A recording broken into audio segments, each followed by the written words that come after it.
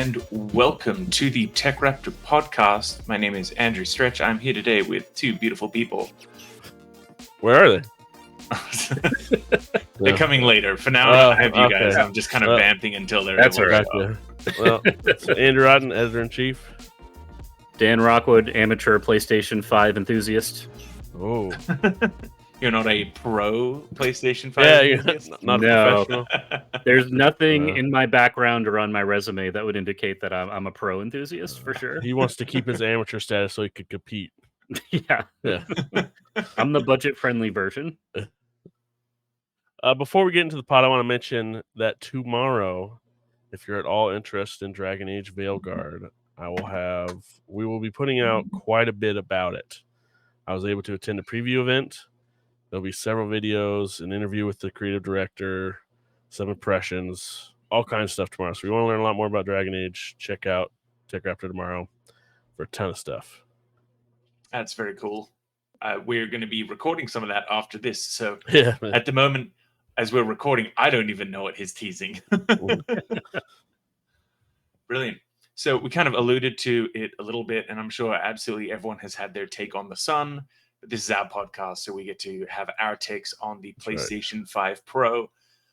On the surface of it, before we dive any deeper, I want to ask you guys, do you think the PS5 Pro is necessary, not necessary? Are you interested in picking one up or not?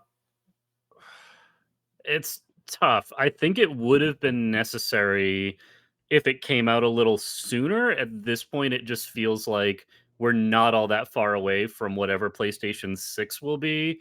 And the price they're asking for, like, what are half measures at this point, it's not really feeling like it's pushing the needle that much in terms of what people would necessarily want at large. I think there's a market that will definitely appeal to, this product. But you come to me a year ago and say, would you buy a PS5 Pro? I would have said, yeah, I would love to. Absolutely. I am really less inclined now with what we know about it to kind of commit to, what it's going to be. Yeah, I think there's an irony with it where, like, it's future technology, but it's ideas of the past. This whole, like, increase of power with these consoles, like it's 46% more powerful GPU or whatever, and you don't see a equivalent increase on the screen necessarily. We're hitting this point of diminishing returns with technology where, like, you're really, like, shaving percentages of increase of fidelity at this point. So this idea of these mid generation console upgrades, I don't think works. Like the Xbox One X kind of worked, where it was the first time, like, a bunch of games were 4K and stuff like that, so it actually had a selling point. And like PS5 Pro is like, hey, you can play games at 60 FPS sometimes. Sometimes doesn't work for all games at all times. And it's like, oh well, that would have been great if you could commit to that, but they can't. Not to say there's not cool technology into it, but it's like, even when we see the detailed breakdowns of what the Pro can do versus the original PS5, most people are gonna be like, I can't tell the difference, like, in motion and when they play it. So I just don't know how much it's gonna sell people. Although people just like to have the best, new, shiny, biggest, bestest thing too. So I don't know. I'm sure. I mean, Sony is obviously knows how to sell hardware, so they've never had a problem with that. So they haven't, and it's funny because you mentioned, like, the newest, biggest, shiniest thing. That almost is one of the things that's making me not want to get one. Because anyone who has a PlayStation 5, like, that thing is huge. It is a massive console, and I cannot picture having two of these things in my home. And I have other rooms. I could move my base PS5 over to, one of the other rooms, but it still just feels like an excessive thing. Whereas just, all the games that they showed off, they didn't really show off anything new in that trailer, right? We saw Hogwarts Legacy and Ratchet and Clank and The Last of Us Part 2, which was a PS4 game. Like, the stuff they're showing us It would have been a really good time to show like a brand new game or a sequel we've been waiting Yes, I for, agree with you. and indicating this is how it's going to run. Instead, it's showing us stuff that, for the most part, people who are interested in those games have probably already played those games. Yeah, like, oh wait, here's the new Uncharted that we said we're not doing anymore, and it'd be like, oh fuck, like whatever it could be. I think you're right that doing it without having a game to like show it off with at the same time is gonna hurt it some, which kind of sucks. There's also a bit of weirdness in that in general because, to do the announcement of how, and definitely some of the stuff that they were showing off and pointing out are kind of some of the things that you would never really notice, the Hmm. texture fidelity on the trees on the ground level in Spider-Man 2. It's like, well, I'm normally, 100 feet up in the air, swinging around at a rapid enough speed that I don't notice these things, or Yeah, the far off NPC in the parade scene in Ratchet and Clank. But then it's also just, you know, it's the delivery method of, why this is so great is also flawed just due to the nature of like YouTube compression. Like they're yeah, trying to show you how optimal this is and how many people are watching this on a metered connection at yeah. 1080p with YouTube compression. They should have put out a Um, link to like here, download some clips of uncompressed video that we yeah, have here. that definitely Like would have been a that would have positive. been rad. Yeah, And as for what you were saying about the how big a machine is, the PS5, I think I saw a comparison of them sitting next to each other, and the 5 Pro, I believe, is larger. yeah. Like by a Um, couple inches, it looked like a couple inches taller. I don't know about the yeah, width, Wow. but it looked tall. It looked a couple inches tall. Like that black yeah, band, basically add that onto the top, and that's how much taller it is. It looked like. Uh, which is just insane. yeah, Little bit slimmer though. No disk drive, unless you want one. Then you got to that's buy the external one. which But are sold out everywhere because everybody's buying them. Yeah, I'm sure. I saw a post because they announced that they were going to have this hardware presentation, and everyone in the PlayStation 5 forums I'm in, they're like, go order the disk drive today, Yeah, now. If you want one, if you're going to buy this thing, go get it because it's most likely going to be a digital only feature. And it's really making me think is in the era of PlayStation 6, are we going to see digital only consoles? Are we completely going probably. away from physical media? Um, and I think that Cerny in this presentation was talking about how people play in performance versus fidelity, and it's something like 75% of players are playing in performance mode. I don't know exactly what the stats are in people who only buy digital games, but I imagine it's well over 60 or 70% at this point. I feel like Could be. it is more rare for people to be going out and buying these physical games. I wonder though too, like if Sony's thinking the long game, because one of the things with their consoles, they've had such longevity in other parts of the world where they absolutely do physical media. Something like poorer countries or whatever. Like it wasn't that long ago. Was it like only 10 years ago they stopped producing PS2s for like yeah. Mhm. Brazil and parts of Africa and stuff because they were actually being bought. Like the 10 years ago, the brand newest fucking FIFA was being made for PS2 and stuff like that. So I don't know how much of that goes into a thought process at some point, like thinking down the line, because they have such long tails on their products. Um, but I hope not. I don't know. I'm one of those physical guys. Yeah, I mean, I'm an old digital guy, but like I don't want my, preferred digital purchases to become, the forced way that everyone has to go. I know that people love having like even the fact that lots of collector's edition nowadays are like, we'll give you a metal slipcase and then it's With just no got a code for the game no inside. And it's like, disc. oh, that's Yeah. not really what people want. No. Yeah, that's always. I did a write up when Horizon Forbidden West came out, and I think even God of War Ragnarok. Both of those had really good special editions, but no physical game that Yeah. came with it. I'm a little crazy where I do both. I'm like not even like a hybrid, but I'm doing all digital for the convenience of it. But my hope, and it's a little bit of a gamble, I guess, but toward the end of the PS4 life cycle, we're seeing a lot of their first party games go on sale for $10 around the holidays. So my hope is I can, final year of PS5 or even the year after, I can just pick up a bunch of my favorite games physical for like $10 a piece and have the physical disc for them. Yeah. We'll see if that pays off or not. They might be, $70 forever, and then they just discontinue them. Who knows? Yeah, they might pull the Nintendo approach, like, we're always expensive. Yeah. You're not getting a deal on me ever. And from this mindset of Sony as well, like it is interesting to me to watch where they're moving to sales tactic, because it used to be so easy for a new console to come out and say, look how much better this looks. And the fact, as you said, the fact that we saw the PS5 Pro showing off how good a PlayStation 4 game looked, the remaster of the PlayStation 4 game. It's how do we sell the new shiny thing when the topic of like console-based DLSS with the PSSR, it's like how do you sell something so technical? Yeah, it's something like the PC mass gaming audience. enthusiasts know about. But yeah, like, how do you sell it to grandma that's buying this for grandson? As if you're trying, and obviously that's not going to be a selling point to them. But I think part of it that they have, I'm sure they have some internal data where they always say the average age of someone in gaming now is like basically our age, 30, 32, 30 to 35 or something like that, somewhere in there. So, and they've been around it enough that they're people kind of, you just seep into knowing these kind of things probably if you're paying attention. So I'm sure it's getting to those people.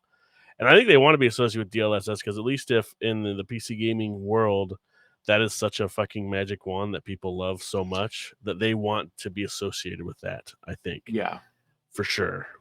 With certain things. Yeah, it's difficult to quantify. Like the three big things that they were toting, right? It's the larger GPU, advanced ray tracing, and their PlayStation Spectral super sampling. This PSSR, which is just their version of DLSS. It is so like it's hard to, I think, quantify that for a lot of people, and I think they did kind of struggle on it. The base PlayStation 4 to the PS4 Pro, at least there was a very sizable like jump into 4K for that. And I believe they did HDR as well. Like there were real clear things that were easy to see. And not only that, but they launched it and they dropped the price of the base PS4. So they didn't really raise the price on anything. And I know a lot of good places were doing deals on trading in and getting money off. Some areas are doing that with the PS5, but not to the extent I think that you would be able to get in the past. You'd need to trade in your console, and you're still paying at least a few $100s, if not more, on this thing. So it's been wild to see. I think in our community, people who follow games and play a ton of games, we were sort of prepared with the jump from PS4 to PS5 that in terms of graphical fidelity, there wasn't going to be a gigantic jump, but we were more looking at stable frame rates. We're looking at ray tracing. Like there are other things that we were the looking SSD into. was really the biggest revolution for this generation. And absolutely. It's like, how do you sell that? Yeah. They did their best with that, with Ratchet and Clank just jumping in these rifts trying to sell that. Like, look how instantaneous you go to a completely new area. I thought they did all right with that at the beginning.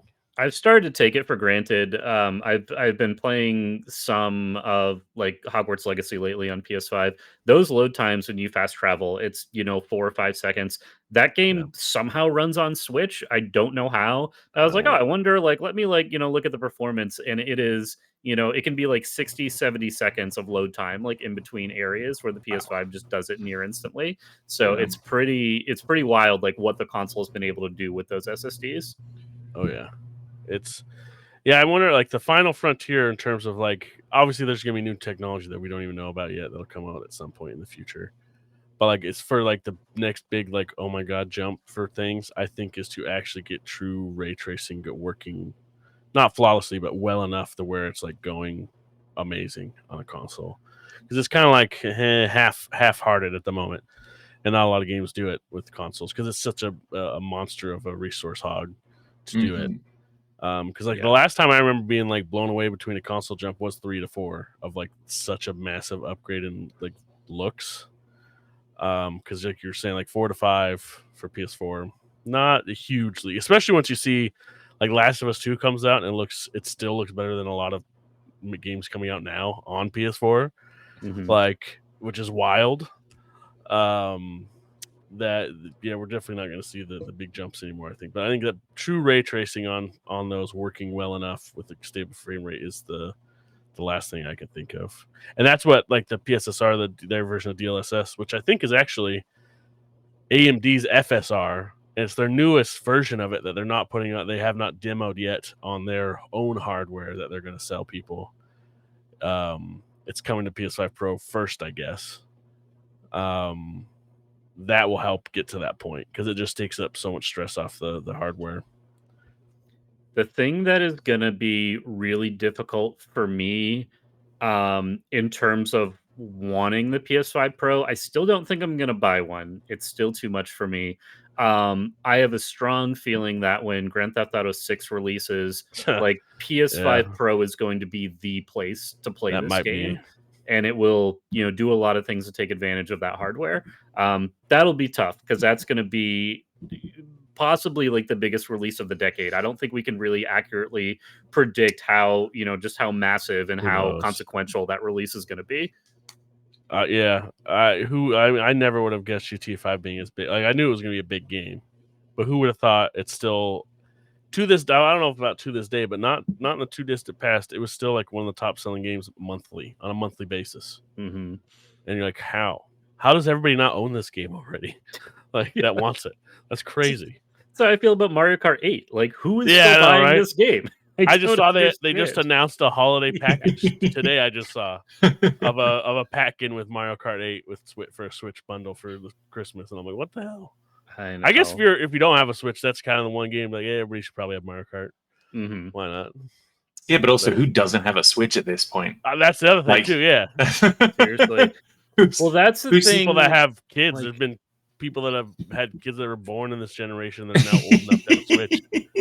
Those are the new Switch customers. Just they know their market so well, and they're so good at this, and we don't have to beat it to death because it's been talked about so much. But for this thing launching at $700 PS5 Pro, my brother has 3 kids, and it was maybe 1 or 2 Christmases ago. He got them all their own Switch Lites, which at $199 a piece, it's $600 for 3 kids to each have their own game console versus this one thing that one person can use at a time unless you're doing multiplayer. Like the price breakdown, when you look at it from like a family perspective, it's going to be very clear what people want to go for. I do think that this will carry over because we're not I don't think that far off from Nintendo announcing whatever their new hardware is going to be. And now we have to speculate, what is the price point going to be? Is 700 the new price?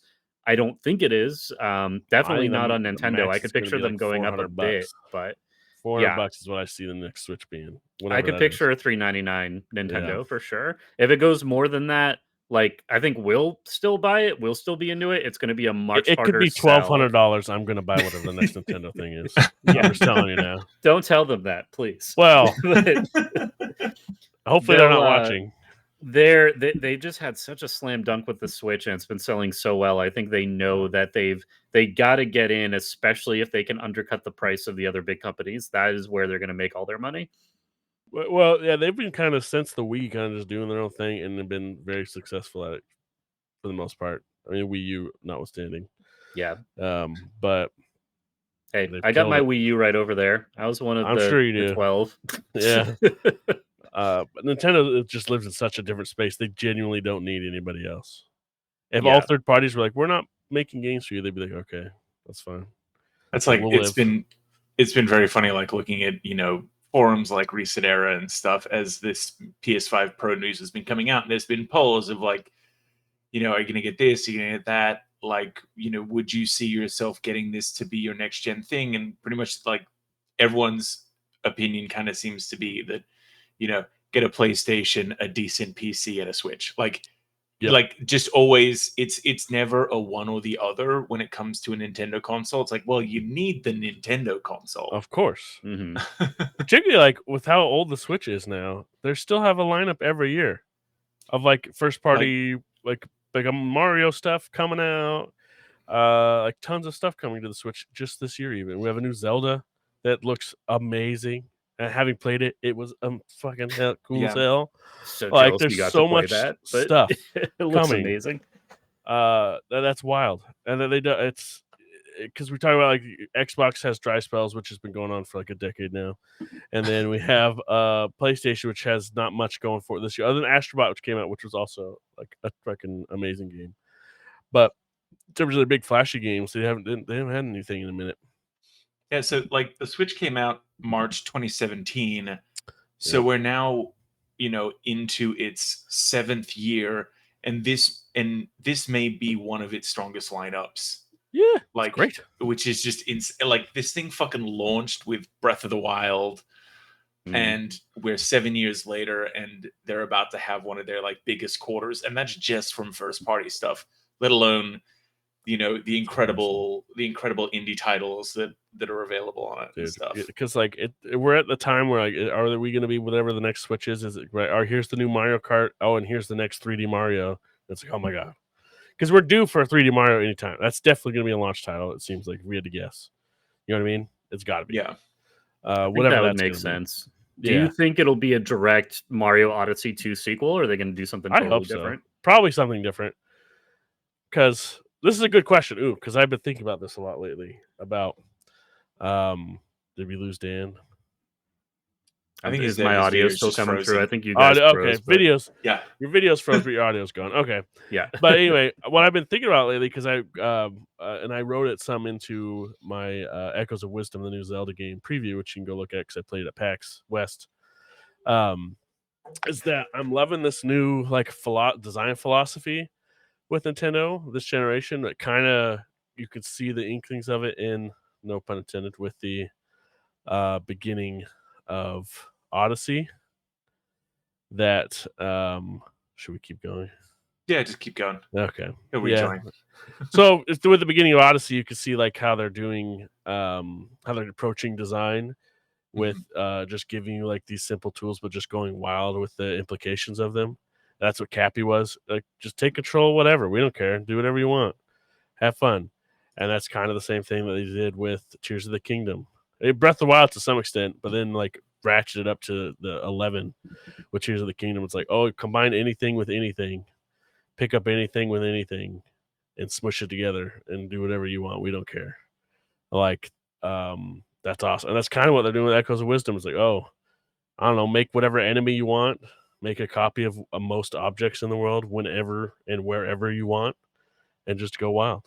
Simple ideas with huge implications. Just that idea of like, awesome. We're going to take something that we know worked so well in Tears of the Yeah. Kingdom, and we're going to apply that to our 2D formula. How can we make that fun? It's like they know that they don't need to reinvent the wheel. They look at, Link's Awakening, and that sold a shit ton, and they look at Tears of the Kingdom, and people love those, and they just, well, mashed it's them just together. certain things have worked out. Like Cappy's like, huh, I can see the leap in logic from Cappy to the fusing items together in Tears of the Kingdom or whatever. That's like such an easy, like, oh yeah, it's because it's one idea, but like, what does that idea mean? Instead of having so many features, that's what Nintendo's so good at. They're like the best at like, all right, we're gonna just give you a few features, but we're really gonna go all as far as we can take them at any time. And that's exactly what they've done with Cappy and Tears of the Kingdom, and now this Echoes of Wisdom. Seemingly, having not played it all, obviously, but playing some of it, definitely they're doing the same thing. So whatever the next Mario is, and to some extent they were doing that in Mario Wonder. They're just getting weird with it and doing all this weird stuff. All of the strange powers. Yeah. And so, which is great. So whatever, combine that energy with the crazy Cappy energy / Tears of the Kingdom energy of this creative freedom of play with a Mario game. Oh my god, I don't know what that will be, but it will be amazing. I don't know what. They're gonna have a killer idea because, like, in terms of the creativity in the AAA space, Nintendo is king, and like nobody's close in the And I AAA guess, world. I mean, I guess we got Odyssey, and then we also had. Did you play the cat mode from the Yeah, Bowser's Fury Bowser's thing? Fury from 3D. Like that was incredible. They could honestly, they could have released that as its own game, and Yep. people would have gone crazy for it. Yeah, that's Just the way that it applies the. It's unfair to everybody else how good Nintendo is at their job. I think I would love to see a Sunshine 2 Oh, that'd be so rad. before I saw an Odyssey 2. Though I still think that it's wild that Odyssey never got anything in terms of DLC bonus kingdoms. Put a kingdom in, yeah. Yeah, That seemed like such an easy knock it out of the park. I would have bought it immediately. Yeah. No questions asked. Yeah. Like imagine if they put Delfino in. Here's Delfino World. Go back to Delfino. Bam. Or just like moons. here's a Luigi's Mansion one. Yeah. Here's a Mario Kart themed one. Here's like they could do the equivalent of what like Smash Bros does with their levels, but apply it to. I'd say they could do almost basically what Astrobot was just did. Yeah, that's very much. true. I mean, people are talking about how for them, Astrobot has kind of, it's a Mario game. It feels and plays like a Mario game in a way that Sony hasn't had before. No, yeah, Astrobot, yeah, letting them just cook and let them do what they're doing. I think it probably only happened due to the response of Astro's Playroom, which is still one of the coolest experiences you can have on PS5 to this day. Yeah, it's so rad. It's such a perfect way to introduce you to the console. Yeah. What's it, Asobi, right? Yeah, they're so good. Let them do whatever they want forever, is what I say. I mean, you can just like it just exudes like love. Like love and compassion, and like this is a celebration, and it lets you have a good time in ways that honestly games like the very serious kinds of games that PlayStation kind of markets itself as the home of. Yes. And it's so gameplay dense. Mm-hmm. You know what I mean? Because I realized when I realized it once, I like got a drink somewhere or something. I brought up to and was playing the game, and then I was like, probably an hour or two went by. I was like, I haven't taken a single sip of that, because usually it's like, oh, there's a cutscene or whatever. Let me take a drink of my drink. Or whatever. I was like, that thing's all warm now and not good anymore, because it's just you're so in it the whole time. There's no downtime, and that's not a bad thing. It's just there's something to do. You're never waiting around to do something. Yep. And it's great. Yeah, I mean, even just like the Lego mentality of getting to hit everything. Yeah, it's just a fun time. It is. Well, welcome back, sir. You missed my whole Nintendo answer, but go through it all again. Excellent podcasting.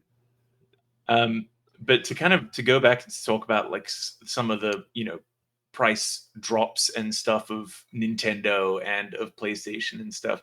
This is the first generation that we've seen where the not only have game prices increased, but console prices have increased. And in certain regions, the PlayStation 5 is more expensive now than it was at launch. And even last week, the price of a PS5 DualSense controller also got raised by $5. Sucks. It's very interesting to see, everyone, it's like a rule of technology, of anything, that like, the longer it's out, it depreciates in value. It's meant to depreciate in value. And now we're not seeing that, though we do know that consoles are like always sold at a loss. Yeah. Yeah. And we do know, I mean, we're dumb. We're not talking about politics here, but we do know we're living in a weird time of inflation and stuff. Oh yeah. It's unusual what is happening at the moment, for sure. Definitely feels like capitalism is at some kind of make or break point. Well, it's been crazy, and the fact that these consoles launched during a global pandemic, like that affected everything. That affected supply lines. It's created so many issues.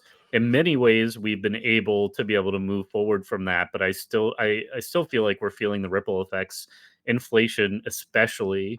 And yeah, who could have predicted that a PlayStation 5 would be like an appreciating asset that is, now worth more than it was the day you bought it. It's just it's crazy. Things definitely seem to be trending in the wrong direction, and I Yeah. hope we're able to course correct before it gets really bad. We'll see. I mean,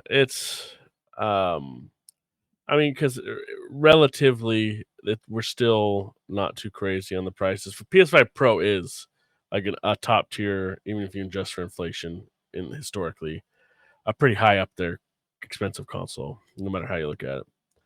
But like you're saying with Nintendo, those still exist. You can get a Switch Lite, especially if you're wanting to get like a secondhand one. You can get one for like a little over $100. You know what I mean? And then bam, you got a Switch Lite for somebody. That's nothing, which is great. So part of what's going on with Sony is that Xbox is fucked up so much that they don't really have anybody to compete with. Because obviously they don't see Nintendo's. You can't compete with them. They're doing their own thing. Don't. There's nothing to compete with. Don't even try. And they don't sell in the same space. But the Xbox hasn't really done anything to make Sony be like, oh man, we really have to be on our A game here.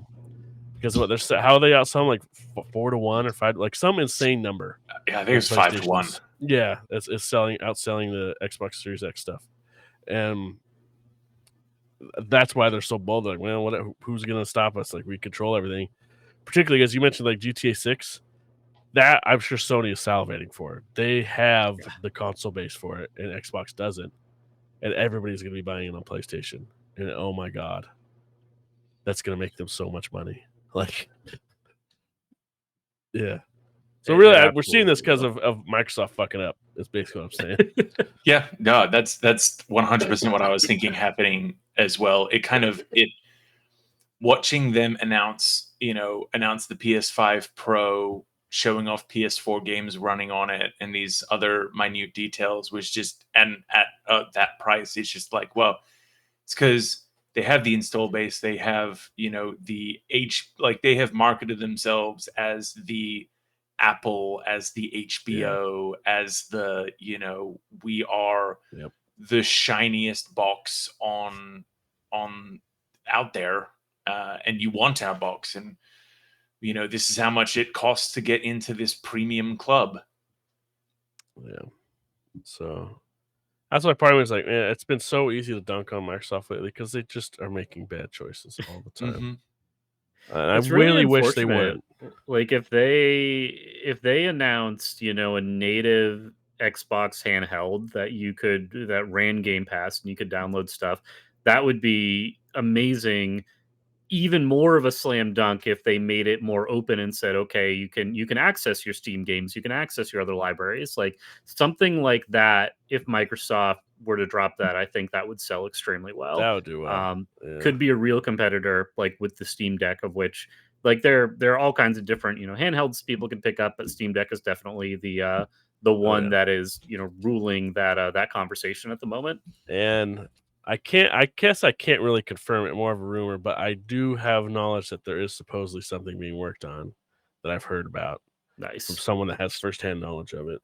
Cool. So there is supposedly, that doesn't mean it's coming to market or anything like that, but they've obviously been working with something and testing something at Microsoft for a handheld. Yeah, because I know that the ROG Ally does Game Pass natively, and people know how to get do whatever you want with Game Pass Steam Deck stuff working on a Steam Deck. Yeah, so it's kind of weird that if they wanted to extend into that space, it would almost be like they would be coming to the race a little bit late. That their option would be one of many, and the only real difference would be that it's got the Xbox logo on it.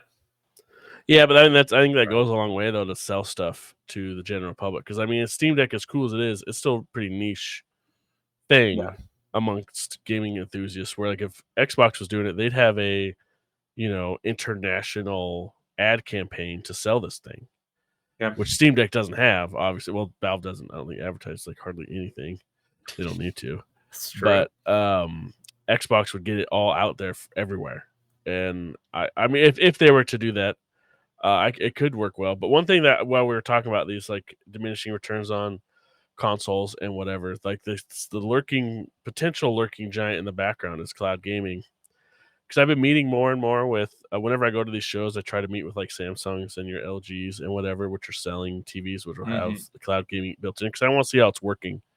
And I met with LG when I was at PAX because I was like, I don't really know what their ecosystem's like. And I was talking with their rep there who was on one of the leaders of the team for their OS for this. They are so all in, it's wild. They want to own that space because they see it being a big deal. And I agree with them that if we get a cloud gaming thing working decently enough, like the idea of me needing to know about DLSS on consoles, like I don't care, I just press button and play game. In a way. So it's an upgrade to the streaming service. I don't need a box kind of thing. Right. I mean, I still think we're a ways off from that being a main thing for so many people, but it's out there. And I bring that up because Microsoft is so far ahead of Sony on this that who knows how that might rebound in the future. I don't know. But cloud is gaming weird is 'cause, like such it works great for some games, not every single game, and sure. I know that it will continue to improve. I mean, this is a case with any technology. I always look at it that how things are today are the worst they are ever going to be, and Yeah. they'll just consistently improve a little bit more and a little bit more. And we see that, with AI, and we see that with game development, we see that with everything. I do think that there is.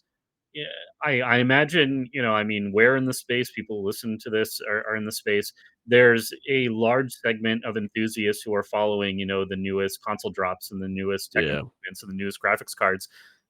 There's a huge population of people who just want to play Fortnite or Minecraft, and they don't care where they play it. They just want it Yeah. to run and they want to play it. And if you can get it on a TV or if it's running on your phone, that's going to be where they want to play it. So whoever can definitely master that side of the conversation, I think, at least financially speaking, is going to be in a really good position as far as all of these existing users and all of these new people who would be coming in. Yeah. I just knowing the way that Xbox has been, making some good ideas and then absolutely fucking up on the dismount, crashing, tumbling, falling. Yeah. I'm sure that, they're putting all of this into the cloud streaming and the cloud gaming, and then they're going to say, well, we've tried our best. We're going to get out of this market. And then like 2 days later, there will be some massive breakthrough on fiber optic technology that will allow everyone to have perfect streaming at no latency, and they'll have already moved too far away to Who knows? reinvest. But you bring that up. I think that's an interesting point to bring up with the revolutionary nature of technology and how incremental it is sometimes. Because what's always been my yardstick, and I guess it's getting a little old now, is that Steve Jobs did the iPhone 1 keynote in 2007. That's not that long ago. And Yep. think of how much that's changed everything. Like Yeah. the smartphone world, like that's less than 20 years ago. And that's so incredibly like nuts. So like 10 years from now, who knows what cloud stuff will look like? Like there's so much that we don't know because so much changes so quickly, potentially. Particularly, like you said, if there is some breakthrough, some new idea, somebody's figured out how something works better or whatever that might be, like that could change everything in an instant. We don't even know it yet. So that's the exciting part about the technology space. But yeah, I mean, even streaming services, I distinctly remember getting Netflix in 2010 because a friend showed me like, oh, like it was the instant queue back then, and they probably still call it that, but now it's just Netflix because it's all streaming. But it's like you can go and you can, and so I went over to his house. I remember we were gonna watch Memento, and I brought the DVD with me because I didn't trust that streaming to his TV was going to work. I was like, it's going to get super pixelated. It's going to stop and pause and need to yeah, we got load. all this buffering, man. We got to sit here and wait for it to buffer. Yeah, Remember buffering? exactly. So I was so expecting that, and in 2010, it worked flawlessly, and it was, this good HD stream of this thing. And now it's like everything streams. People Yeah, stream cable now. People stream everything. You don't really have a video source uh, unless you collect physical media. I still watch Blu-rays, and I still collect things away. I like them, but the vast majority is going to be streaming for most people, yeah, and that infrastructure and the servers needed to host all that stuff has kind of grown with the demand. And I think likewise, cloud gaming, it should need to evolve and grow as demand for it, grows. But there isn't really going to be demand until they are able to support it. So yeah. it's very much a chicken and egg situation that they gotta figure out in order to get more people committed to this is the way they're going to play games and that's how they want to do it. Yeah. It's complicated. I mean, it's got more challenges than streaming video for sure.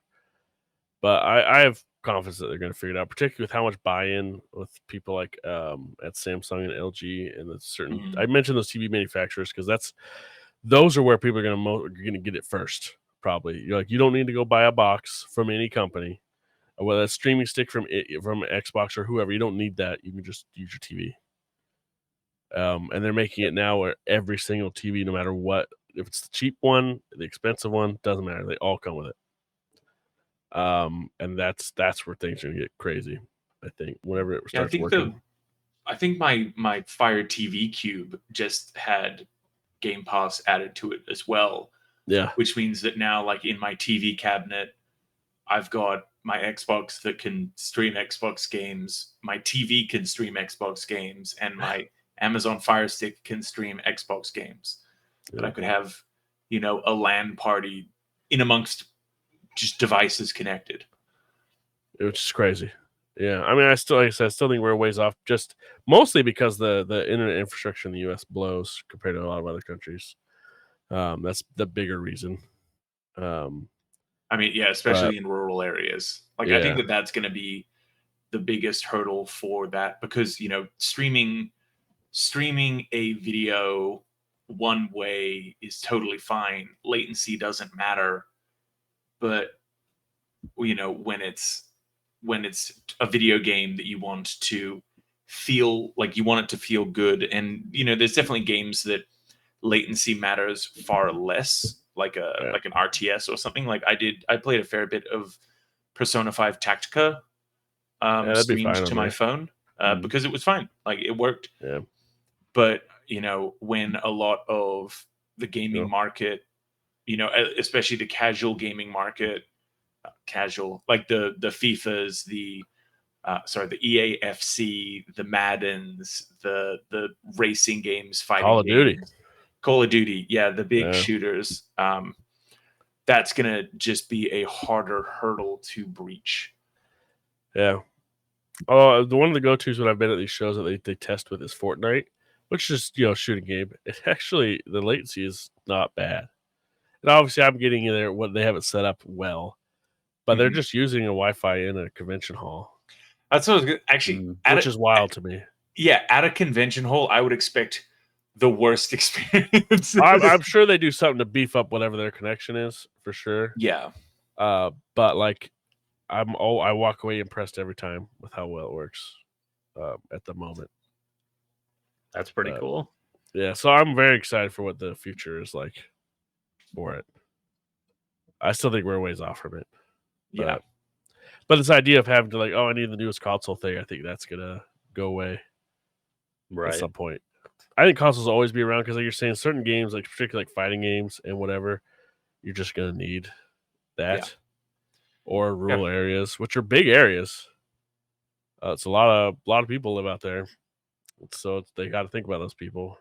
But I also think too with the R&D that they do for these consoles has got to. I wonder if it's increasing or eventually will decrease because so much of the technology is they can kind of just steal directly from what PC stuff's doing, like on mass, like immediately. They don't need Yeah. to be like at the forefront of so much stuff anymore. That they're essentially just becoming, as they've always been, some form of some PC you could build. Um, and I think it's getting closer and closer to that being true. Um, that's all they're going to be, really. Yeah, probably the one that was least, the console that has been least PC like, was probably the 360 and the PS3, especially the PS3. But I guess even that you could install Linux on originally. Yeah. But yeah, no, now they're just powerful computers that run a custom OS and play some video games. And hopefully Xbox is like, hey, let's not release a much less powerful version at the same time. That's completely fucked us multiple times. Ironically, I think that there's probably something beneficial that the cheaper entry point has done for their position as like the secondary or tertiary console. Sure. That I'm sure that opened up a cheaper price point for people to say, well, we've got to have the Nintendo console. Going to buy a PlayStation 5, and for some of the Xbox stuff, I will get a Series S. Because it's they've already got a console that will play everything in as high a fidelity as that they might desire. But then, if there's something on Xbox that they want to play, they've got that as an option. I want to meet this fictional man or woman. Well, I mean, I just described. I'm someone who will buy all of the consoles, but I'm a primary Xbox gamer. So I could totally imagine that if there was a less powerful PlayStation 5, I would have purchased that instead of getting the fully priced PlayStation 5. Your brain's been so cooked by Microsoft and Phil's money. Well, no, because I'm okay having that third console that I'm just playing PlayStation exclusives. I guess on. I'm not discounting the potential value of something like that, but in terms of it, like we've seen it with so many devs complaining about developing for it and delays for stuff like Baldur's Gate and other big games, and like how it's been a headache for certain things. That's the part that that's a massive kneecap. It's Microsoft managing to trip and fall at the end of everything that is done. They fucked up Halo.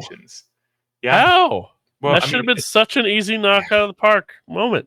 And now people really enjoy Halo. Shit tons of people are playing it, but it's at this point it's done. It's not going to get its No Man's Sky moment. No.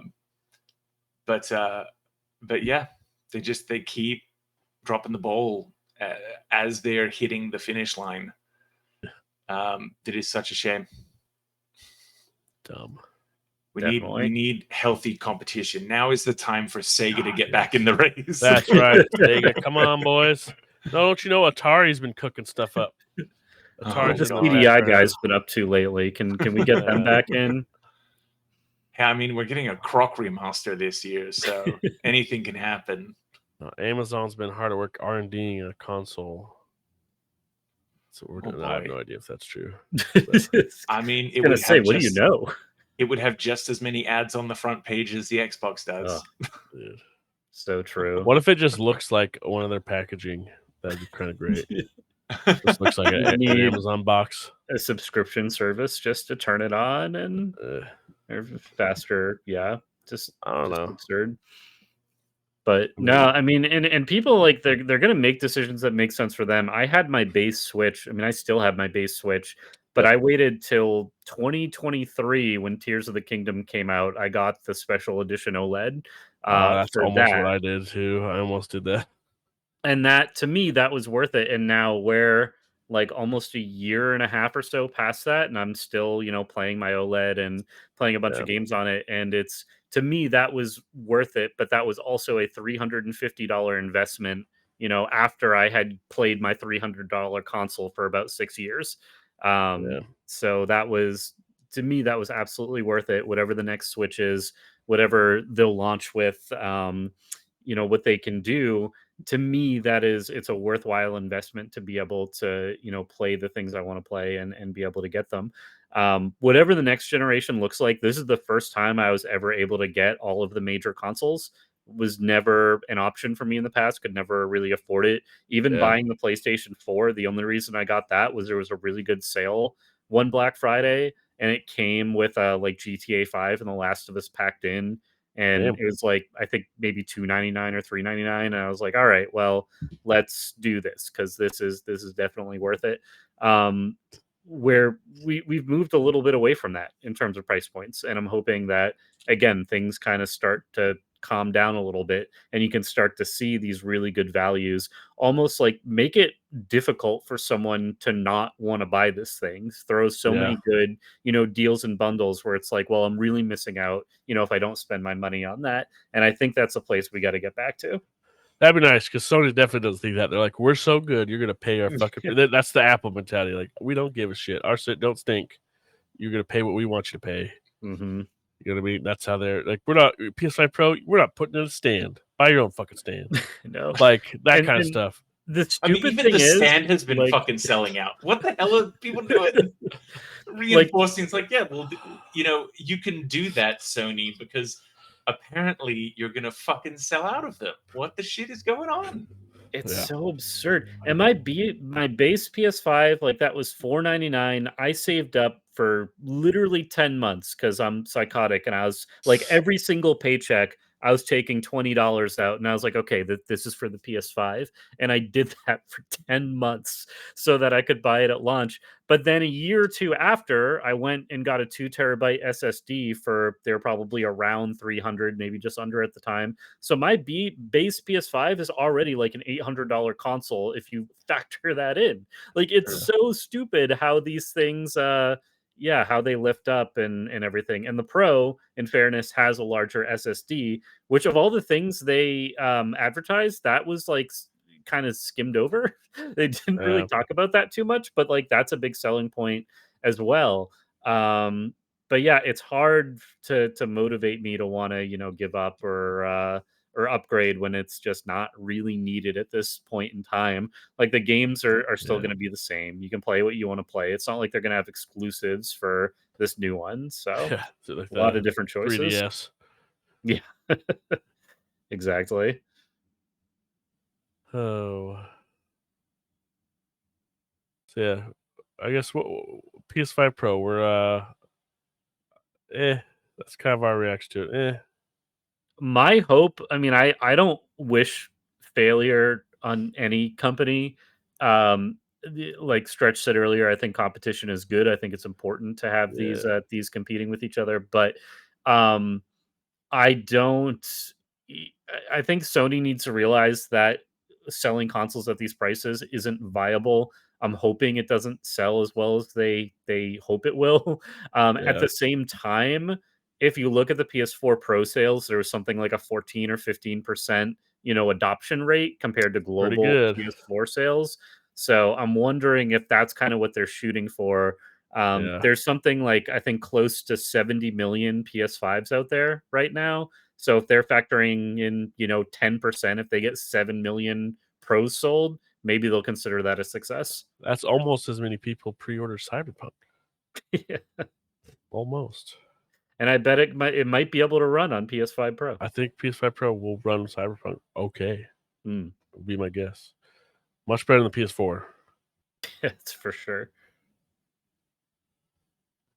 Yeah, it's gonna be an interesting thing to continue to watch, and I'm sure that we will be circling back before too long to have a equally exhilarating discussion whenever a Switch 2 announcement happens. Yeah, it'll come out and they're like, oh yeah, it's releasing next month, and you're like, oh my god, Fuck. like, yeah. Honestly. I Is mean, that there what? was a Yeah, lot leading up to the original Switch, but we got the reveal trailer in October with the March 3rd release yeah, date that day. yep. So I'm thinking I used to think we were getting it Q1 next year. I'm now not as confident about that, but they could, I mean, 3 weeks from now, they could say Nintendo Direct tomorrow, we're announcing the new hardware and announce, Yep. a February or March release date. That would be Absolutely that's could. that's not out of the question. And the fact that it's not out of the question just shows like how bonkers Nintendo is compared to all the other systems. Yep. I guess we know what's part of the first party library for the Switch for the next 3 or 4 months. I think that like the Donkey Kong Yeah. remaster is kind of the last thing we're aware of in January. I think so. So I could definitely hazard seeing something soon. It feels like everyone's just holding their breath, waiting for this And we to all have like some be good guesses revealed. for potential launch lineup between new 3D Mario, Metroid Prime 4.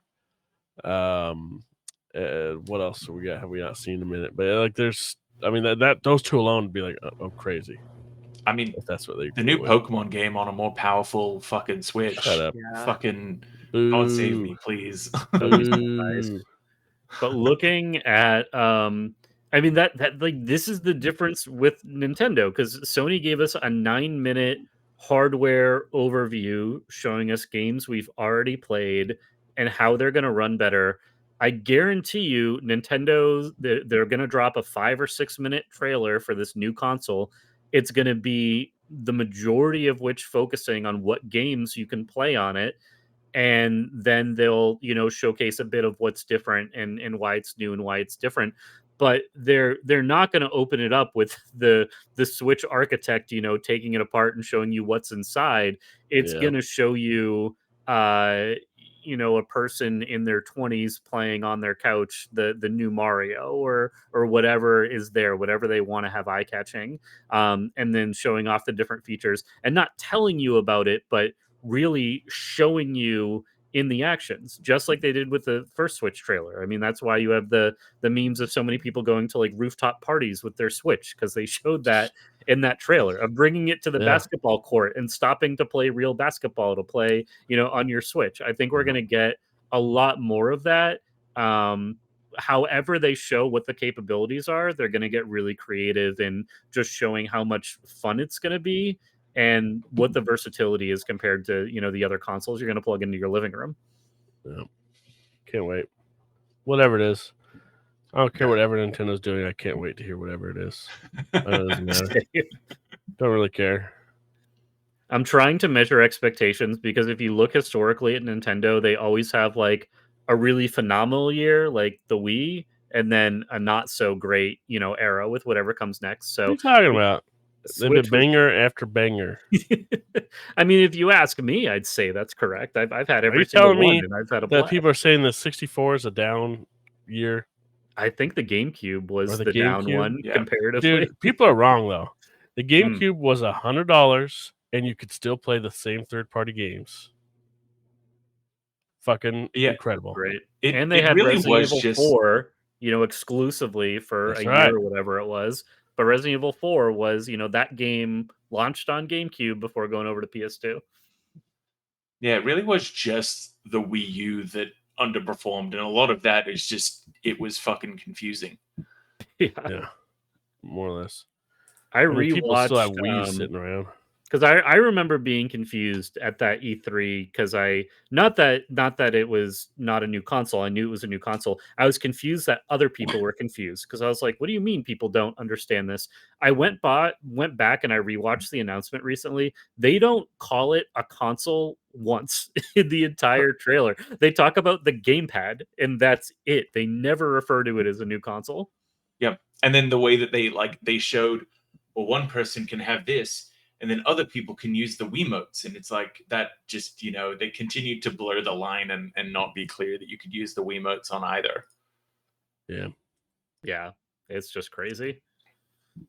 But yeah, so we're entering into continued strange waters in the world of consoles, and I reckon that is about the time that we have to chat today. So you can always check out more of what we are doing here at TechRaptor and techraptor.net. Be sure to come back tomorrow, which will be Thursday the 19th. Is that correct? Yeah, Thursday the 19th. Correct. For a whole load of Dragon Age coverage. Going to be very exciting to see. And aside from that, we will be here same time next week. Thank you very much.